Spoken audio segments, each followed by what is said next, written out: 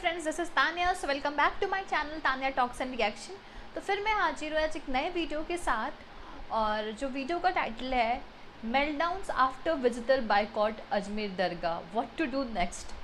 ये क्या हुआ है कि रिसेंट में जो लोगों ने क्या किया, अजमेर दरगाह जाने बंद कर दिया, जिसकी वजह से 90% वहाँ पे रेवेन्यू कट हो, क्योंकि ज़्यादातर जो पॉपुलेशन जो अजमेर दरगाह जाती थी, इंक्लूडिंग सो कॉल्ड सेलिब्रिटीज़, तो वो अजमेर दरगाह ही जाते थे।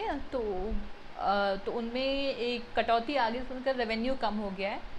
तो इसी पे एक वीडियो है श्याम शर्मा शो की। अच्छी वीडियोस बनाते हैं, फ़नी होते हैं। मुझे फ़नी लाइफ में ऑलरेडी सबके इतनी टेंशन, डेली की कुछ ना कुछ टेंशन, कुछ ना कुछ मिच मची रहती है। तो फिर क्या होता है ना कि फिर हमें न्यूज़ ही पता चल जाती है और साथ साथ में हंसने का मौका भी मिल जाता है। तो इस तरह की वीडियोज़ मुझे ज़्यादा पसंद आती हैं। तो इनकी वीडियोस मैं डिस्क्रिप्शन बॉक्स में डाल दूँगी, आप वहाँ जाके इनके चैनल को भी सपोर्ट करिए। और हाँ, अगर आपको मेरी वीडियोस पसंद आती हैं तो मेरे वीडियो को लाइक करिए, चैनल को सब्सक्राइब करिए और शेयर करिए अपने फ्रेंड्स और फैमिली के साथ। चलिए फ्रेंड्स, वीडियो देखना स्टार्ट करते हैं। वीडियो देखने के बातें स्टार्ट करेंगे। चिश्ती की अजमेर दरगाह मेनली हिंदुओं के डोनेशन से चलती है। मोइनुद्दीन चिश्ती के हिंदुओं से नफरत करने के और महाराजा पृथ्वीराज चौहान की हार में बड़ा हाथ होने के बावजूद हिंदू उस दरगाह के सामने लंबी लाइनें लगाकर खड़े रहते हैं। लेकिन लगता है कि फाइनली कुछ बदला है। पिछले फ्राइडे हिंदुओं की आंखें खुली। क्या हिंदू फाइनली अपने ऊपर हुई नाइंसाफी के खिलाफ आवाज उठाने को तैयार हैं? और अगर वो तैयार हैं तो मेरे पास उनके लिए कुछ सुझाव है। हेलो, श्याम शर्मा शो के इस एपिसोड में आपका बहुत बहुत स्वागत है। मैं हूं सेकुलरिज्म का सीईओ श्याम शर्मा। आज मुझसे जुड़ने के लिए, आज का ये एपिसोड देखने के लिए आपका बहुत बहुत धन्यवाद। और आप सबको एक सेक्युलर प्रणाम। देखिए, हिंदुइज्म जैसे पॉलीथीइस्टिक धर्मों की खूबसूरती ये है कि उनको जोड़ना सिखाया जाता है। उनको सिखाया जाता है कि ब्राह्मण ब्रह्मांड के हर एक कण में मौजूद हैं, और इसलिए कई हिंदू मुस्लिम पीर बाबाओं को और साईं बाबा को उतने ही प्यार से एक्सेप्ट करते हैं जितने प्यार से वो भगवान कृष्ण को एक्सेप्ट करते हैं। इनफैक्ट भारत में तो कुछ ऐसे दरगाह हैं जिनमें मुसलमानों से ज्यादा हिंदू जाते हैं। उसका भारत में सबसे बड़ा एग्जाम्पल है अजमेर का दरगाह। ये दरगाह इतना प्रसिद्ध है कि बॉलीवुड के एक्टर भले ही अपनी फिल्म में मेहनत करें या ना करें, लेकिन फिल्म रिलीज होने के पहले दरगाह पर जाकर चादर चढ़ाने की मेहनत जरूर करते हैं। अरे हमारे बॉलीवुड एक्टर को तो छोड़िए साहब, हमारे मोदी जी कितनी बार वहां पर चादर चढ़वा चुके हैं। लेकिन अनफॉर्चुनेटली देखिए, अजमेर दरगाह जो है वो हिंदूज और मुस्लिम्स के बीच में जो फंडामेंटल प्रॉब्लम है उसका सबसे अनफॉर्चुनेट एग्जाम्पल है। देखिए, आप तो जानते हैं कि मार्क्सिस्टों का एक समय पर किस तरह से मीडिया पर, हिस्ट्री पर और बॉलीवुड पर दबदबा था, और इसीलिए बॉलीवुड हमें हमेशा से दिखाता आया है कि दरगाह जो होती है वो भारत की सबसे पीसफुल जगह होती है। दरगाह में सारे धर्म के लोगों को प्यार दिखाया जाता है। हमारे बॉलीवुड की हीरोज की आत्मा को सबसे ज्यादा शांति दरगाह में ही मिलती है, जबकि वही हीरो हनुमान जी का नाम सिर्फ दारू पीने में लेता है। एक और। अरे यार तू चीयर्स। जय बजरंगबली। साले तू माफ करना, मैं गुस्से में इधर उधर निकल जाता हूँ। आप शायद जानते हो कि अजमेर दरगाह मोइनुद्दीन चिश्ती की शान में बनाया गया है। हजारों हिंदू रोज अजमेर दरगाह पर जाकर पीर बाबा के नाम पर चादर चढ़ाते हैं। लेकिन देखिए, मार्क्सिस्टों ने जो मोइनुद्दीन चिश्ती के बारे में इंडियंस को स्टोरी सुनाई है, वो स्टोरी भी तीस्ता सेतलवाड़ की फंड रेजिंग की तरह एक स्कैम है। सच्चाई ये है कि मोइनुद्दीन चिश्ती हिंदुओं से बहुत नफरत करते थे। मोइनुद्दीन चिश्ती के फॉलोअर्स तो हिंदुओं के सामने गायों को मारा करते थे। मोइनुद्दीन चिश्ती और उनके फॉलोअर्स ने कई मंदिरों को जबरदस्ती मस्जिदों में तब्दील किया। यहाँ तक कि मोइनुद्दीन चिश्ती ने महमूद घोरी को पृथ्वीराज चौहान पर हमला करने के लिए बुलाया था। इसके बावजूद हजारों हिंदू वहां जाकर चादर चढ़ाते हैं। अब आप बताइए कि हिंदुस्तान में सबसे बेवकूफ जानवर कौन है, गधा या हिंदू? देखिए, कम से कम गधा अपने ही पैर पे कुल्हाड़ी तो नहीं मारता ना। और देखिए, मोइनुद्दीन चिश्ती के मरने के 500 साल बाद भी हालात अभी तक बहुत बदले नहीं है। 1990s में अजमेर दरगाह के 2 चिश्तियों के ऊपर आरोप लगाया गया था कि वो स्कूल की एज की लड़कियों को ब्लैकमेल करके उनके साथ गलत सलत काम कर रहे हैं। लेकिन क्योंकि उस समय पर मार्क्सिस्ट हिस्टोरियंस का और मीडिया का इंडिया के ऊपर दबदबा था, इतने बड़े स्कैंडल के बारे में 90% हिंदुस्तानियों को पता भी नहीं है। अगर ये खुदा ना खास्ता एक हिंदू मंदिर होता तो दुग्गल साहब द वायर इस पे अभी तक 20 वीडियो बना चुके होते। यहाँ तक कि यूनाइटेड नेशंस के जनरल सेक्रेटरी ने भी इसके बारे में एक स्टेटमेंट दे दिया होता अभी तक। मुझे तो समझ में नहीं आता है कि हिंदुस्तानी आज भी टाइड और निरमा का इस्तेमाल क्यों करते हैं, जब व्हाइट वॉशिंग के लिए हमारे पास सेक्युलर हिस्टोरियन मौजूद हैं। मैं तो कहता हूँ कि अगली बार आपको अपने कपड़े धोने हो तो वॉशिंग मशीन में जरा एक एनसीईआरटी की टेक्स्ट बुक डाल दीजिए। देखिए कपड़े कैसे चमक के बाहर निकलते हैं। चौंक गए मम्मी। और इसी अजमेर शरीफ का जलवा अभी भी कायम है। पिछले हफ्ते हमने देखा था कि सलमान चिश्ती नाम के एक अजमेर शरीफ के खादिम यानी केयर टेकर किस तरह से नुपुर शर्मा को धमकी दे रहे थे। मेरे बच्चों की कसम, और आज भी कुछ भी नहीं है, सीधा ठोक के कहता हूँ जो नुपुर शर्मा की गर्दन लाएगा who will ever lie।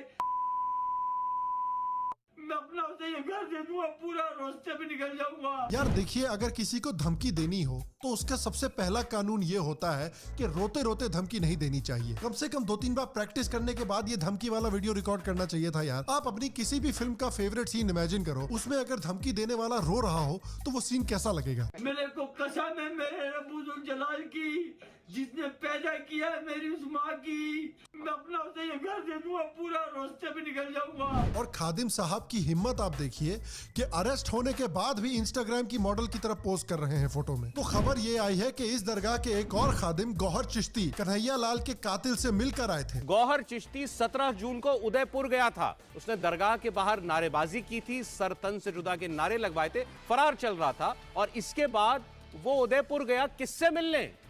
वो रियाज से मिलने, यानी कि जो हत्यारा जिसने गर्दन काटी कन्हैया लाल की, उससे मिलने के लिए गौहर चिश्ती अजमेर में दरगाह के बाहर ये नारेबाजी करके उससे मिलने के लिए उदयपुर गया। और हत्या के बाद वीडियो बनाने के लिए गौहर चिश्ती ने ही रियाज और गौस को कहा।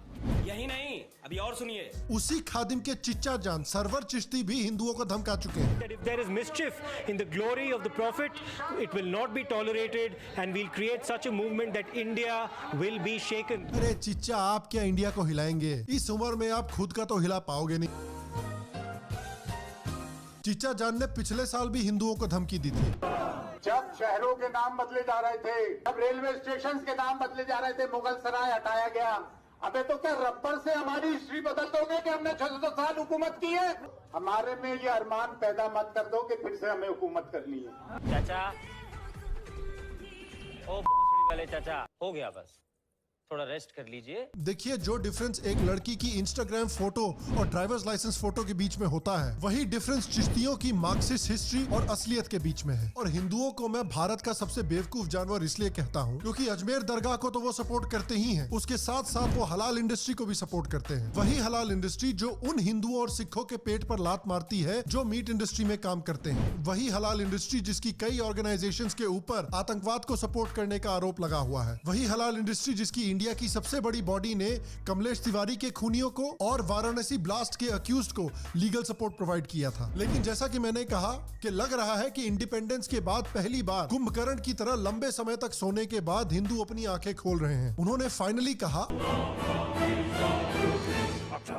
सटक ली है, क्योंकि अकॉर्डिंग टू अजमेर के खादिम साहब, अजमेर की जो इकोनॉमी है वो दरगाह पर आने वाले टूरिस्टों के बलबूते पर चलती है। और पिछले हफ्ते खादिमों की करतूतों के बाद अजमेर दरगाह पर चादर चढ़ाने के लिए बहुत ही कम लोग आए। टाइम्स ऑफ इंडिया के मुताबिक अजमेर में कई होटल की बुकिंग्स को कैंसिल किया गया है। ट्रांसपोर्ट कंपनीज, होटल और रेस्टोरेंट्स तो कह रहे हैं कि उनकी बिजनेस 90% कम हुई है। कुछ बिजनेस ओनर्स के मुताबिक अजमेर दरगाह के आसपास के जो बिजनेसेस हैं उनमें 50 करोड़ का घाटा हुआ है पिछले हफ्ते। और क्योंकि हिंदुओं ने ये डिसीजन लिया, इसका रिजल्ट देखिए। तुरंत अजमेर दरगाह के जो गद्दा नशी हैं, उन्होंने आके स्टेटमेंट दिया कि जो खादिम हिंदुओं के खिलाफ उल्टे सीधे स्टेटमेंट दे रहे हैं या हिंदुओं के खिलाफ हिंसा कर रहे हैं, उनके लिए हमारे दरगाह में कोई जगह नहीं है। अब आए ना लाइन पे। इनफैक्ट इतना ही नहीं, हिंदुओं को तो ये भी डिक्लेयर करना चाहिए कि जब तक इन खादिमों को अजमेर दरगाह से बिल्कुल अलग नहीं किया जाता, इन खादिमों ने जो भी बोला है अजमेर दरगाह उसको बिल्कुल भी सपोर्ट नहीं करता है, तब तक कोई भी हिंदू, कोई भी मुस्लिम या कोई भी बॉलीवुड सेलिब्रिटी अगर अजमेर दरगाह पर चादर चढ़ाने के लिए जाता है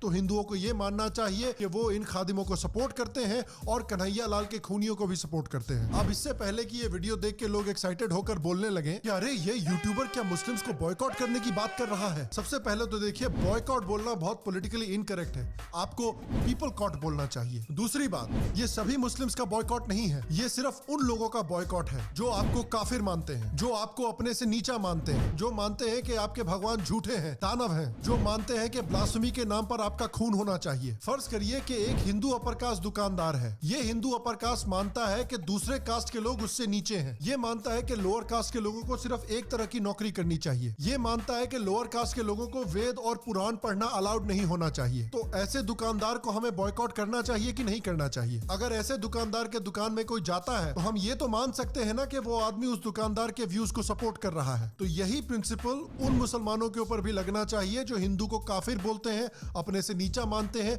उनके खिलाफ डिस्क्रिमिनेट करते हैं या ब्लास्फेमी के लिए उनको मारना चाहते हैं। और इस तरह के एक्शन लेना जरूरी है क्योंकि जो ये खादिम कर रहे हैं ये कोई आइसोलेटेड इंसिडेंट नहीं है। अभी झारखंड से खबर आ रही है कि जिस एरिया में मुस्लिम्स की तादाद मेजॉरिटी में पहुंच गई है वहां पर उन्होंने हिंदुओं के खिलाफ डिस्क्रिमिनेट करना शुरू कर दिया है। जहां जहां भी मुस्लिम मेजॉरिटी में है अनफॉर्चुनेटली वहां पर हिंदुओं के खिलाफ डिस्क्रिमिनेशन होती है, उनके साथ दंगे होते हैं, उनकी किडनैपिंग होती है और उनका पलायन होता है। ये कोई कंस्पिरेसी थ्योरी या कोई इस्लामोफोबिया नहीं है सर। अगर कोई बकरी ईद के समय पर मौलाना साहब से दूर भागती है तो उस बकरी को इस्लामोफोबिक नहीं बोल सकते। हमारे सेक्युलर जीवियों ने देखिए अपना स्टैंड क्लियर करके रखा हुआ है। अगर हिंदू कुछ गलत करेगा तो उस पर कड़े से कड़ा एक्शन लेंगे, लेकिन शांति दूत कुछ भी करे सह लेंगे थोड़ा सा। इसलिए जो हिंदू कम्युनिटी धीरे धीरे जाग रही है उनको मेरा सुझाव है कि जिस तरह से आप कास्ट बेस्ड डिस्क्रिमिनेशन को सपोर्ट नहीं करेंगे उसी तरह से रिलीजन बेस्ड डिस्क्रिमिनेशन को भी सपोर्ट नहीं करना चाहिए। जो बिजनेसेस, जो ऑर्गेनाइजेशन, जो मौलवी, जो कम्युनिटीज आपके खिलाफ डिस्क्रिमिनेट करती हैं उनको सपोर्ट करना बंद कीजिए। उसके साथ साथ हिंदुओं को एकजुट होकर गवर्नमेंट से यह भी डिमांड करना चाहिए कि एक ऐसा कानून लाया जाए जो सर तन से जुदा बोलने वाले लोगों को आतंकवादी की तरह ट्रीट करे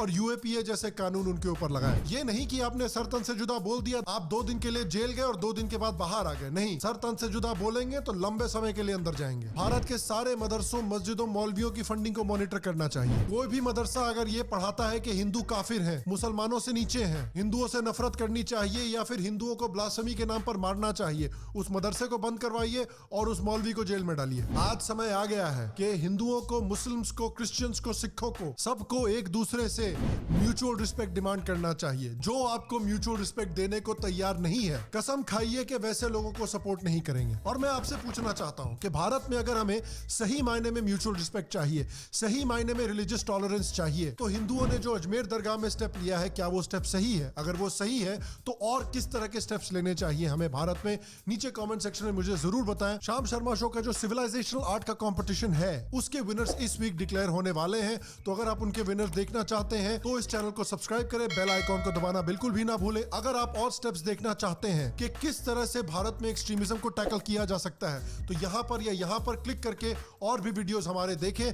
बाकी मैं आपसे अगले एपिसोड में मिलूंगा और तब तक स्वस्थ रहें, सुखी रहें, फिर मिलेंगे और आप सबको एक सेक्युलर प्रणाम। तो फ्रेंड्स, वीडियो हुई ख़त्म और ये वीडियो एक रिजल्ट थी या कंसिक्वेंस, रिजल्ट किस चीज़ का?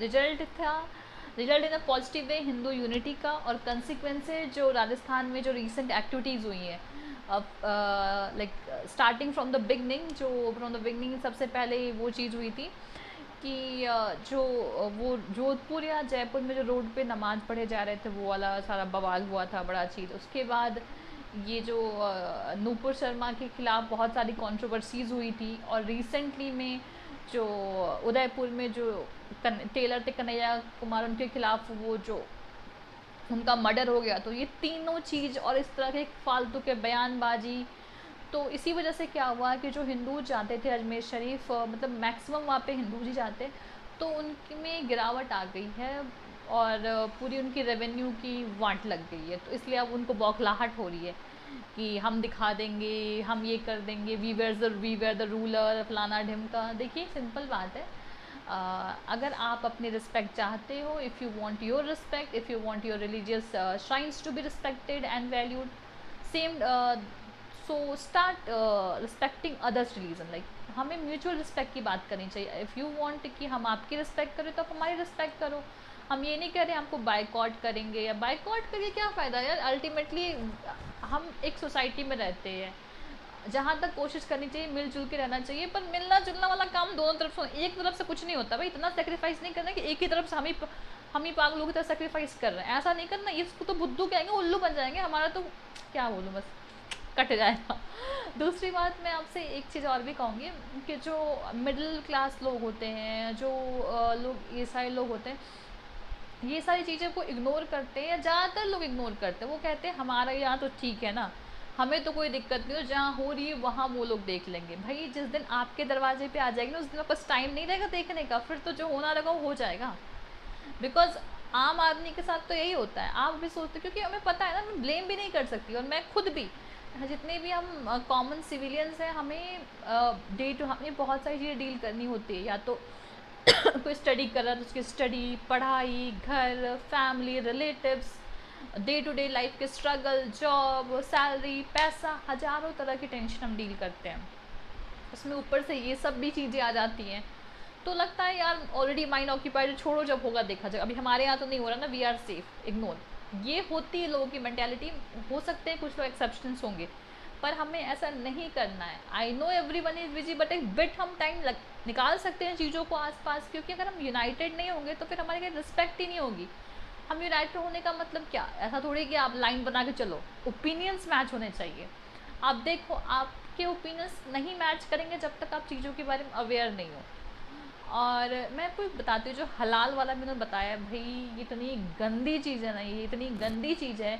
इससे क्या होता है कि हिंदू एम्प्लॉयमेंट चली जाती है। जैसे कोई भी चीज़ हलाल होगा ना तो उसमें वो चीज़ मुस्लिम ही बनाएगा। आगे कुछ क्राइटेरियाज होंगे, पर एक क्राइटेरिया, टॉप क्राइटेरिया है कि हलाल प्रोडक्ट शुड बी मैन्युफैक्चर्ड और मेड और वॉट एवर, वो मुस्लिम ही बनाएगा। चाहे वो हलाल कॉस्मेटिक्स हो, हलाल रेस्टोरेंट्स हो।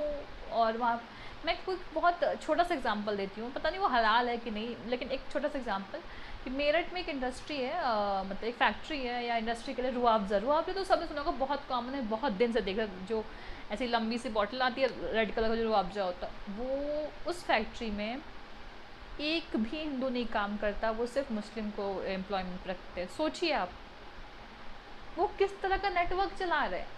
लाइक एटलीस्ट बी अवेयर ना कि चीज़ें क्या चल रही हैं। ऐसे थोड़ी कि मुझे क्या फ़र्क पड़ता है, मैं तो नहीं जानता, आई एम वेरी बिजी, तो ये सारी चीज़ें नहीं काम आने वाली। एटलीस्ट उन्होंने बताया भी कि जब हम लोग अपने श्रीलंका का भी हाल देखा ही कि ये लोग आज सड़कों पे निकल रहे, ये लोग तभी सड़कों पे निकलते हैं जब ये चाइना से इतना सारे लोन की बातें हो रही थी, गवर्नमेंट, ये सब तब इतना नहीं होता, तब इतना सब बीच में बच जाती कंट्री। लेकिन नहीं, that time the Sri Lankans were like enjoying free things.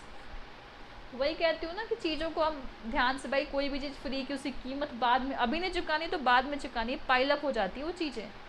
सो यही सारी चीज़ें हैं उन लोगों का बयानबाजी, किस का फ़ोटो खिंचवा रहे हैं, पता नहीं फ़ोटो में भी लग रहा है खुश हैं, मिली जुली सरकार है या पुलिस से मिले, पता नहीं क्या चल रहा है। लेकिन मतलब कितना अनस्टेबिलिटी क्रिएट, पता है इनको बौखलाहट हो रही है कि अब हिंदूज यूनाइटेड क्यों, पहले कभी ऐसा रूप देखा नहीं, तो अब वो बहुत शॉक्ड हो रहे हैं और कहीं ना कहीं वो डरे हुए भी, because we have a large population. अगर हम यूनाइट सच में आ गए तो फिर ये कुछ नहीं कर पाएंगे। जिस दिन हमने बहुत दिन से सप्रेस हुए हैं, हमने इग्नोर किया चीज़ों को, फिर जब हम इनका चिट्ठा निकालेंगे तो फिर ये जवाब नहीं दे पाएंगे लॉजिकली। अगर देखा जाए तो अगर उनको विक्टिम कार्ड खेलना है तो बात अलग है, पर लॉजिकल जवाब नहीं दे पाएंगे।